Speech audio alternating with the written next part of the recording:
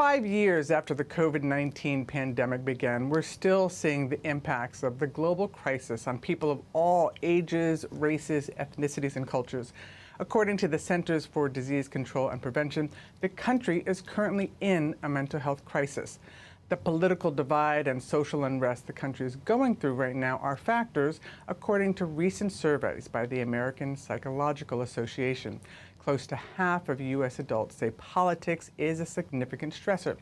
While some people seek professional help through a therapist to help them deal with mental health crises or issues, a large number of people of color experience some unique challenges and disparities when it comes to therapy.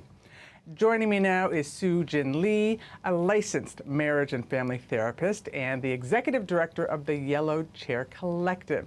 Thank you so much for joining me today. Hi, thank you so much for having me today. So, according to a report by the nonprofit KFF, among adults who received or tried to receive mental health care, Asian and Black adults are more likely to report difficulty finding a provider who they feel can really understand their cultural experiences compared to their white counterparts. Can you explain why that is? Yeah, there's definitely multiple challenges when it comes to Asian and Black and other minority clients in comparison to, white counterparts when receiving the mental health care services.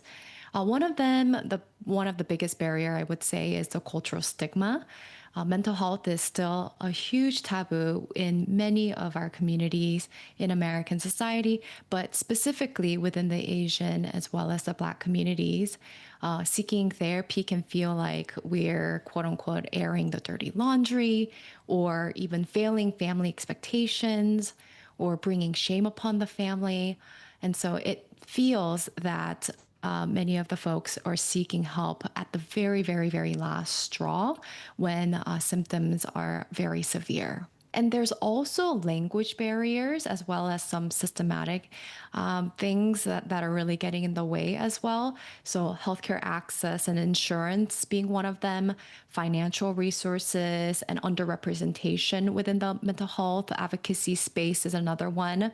And like I mentioned, language barrier being, a lot of the immigrant communities would need to have some therapists that are either bilingual or multilingual in order for communication gap to happen within the services, and those seem to be a bit lacking.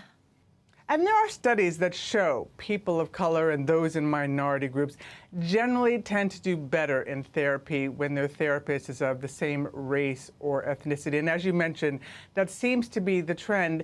Can you explain for people who might not understand the stigma of shaming the family or dishonoring, the family by airing their dirty laundry? Some people may not quite understand where that ethnic and racial sensibility comes from. Yeah, absolutely. I myself identifying as Asian immigrant and working with a lot of those folks, we come from a culture where community and family is a primary source of our identity. And we live in a society where American culture really values individuality, right? And so there's that dual pull when it comes to that cultural element.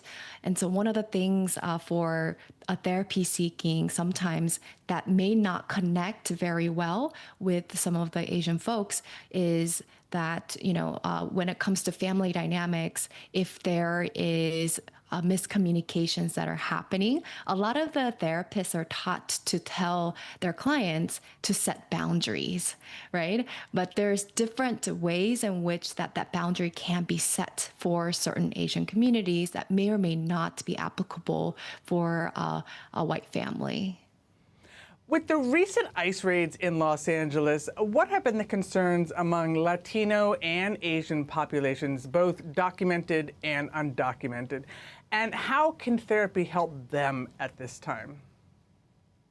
Yeah, of course, there is a huge sense of fear right now going on amongst, Latinx and Asian American communities. And this fear is targeted for both undocumented but also documented immigrants as well. There is a lot of also mixed status within a lot of immigrant family households. And so there's a fear for themselves, but also amongst their family members that they might be deported. There's also a lot of distrust in the system as well that may be preventing them from getting the help that they need.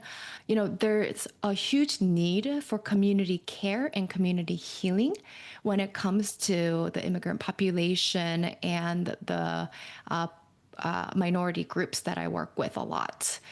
And when we cannot gather as a community, that is taken away as a source of healing as well. Community healing, so important. Sujin, I really appreciate your insight on this topic. Thanks for spending some time with me today. Yeah, absolutely. Thank you for watching our YouTube channel. For more stories in your communities, click the subscribe button right here. You can also download our app or watch us on TV for the latest information, balanced coverage, weather updates every 10 minutes, and more. We'll see you then.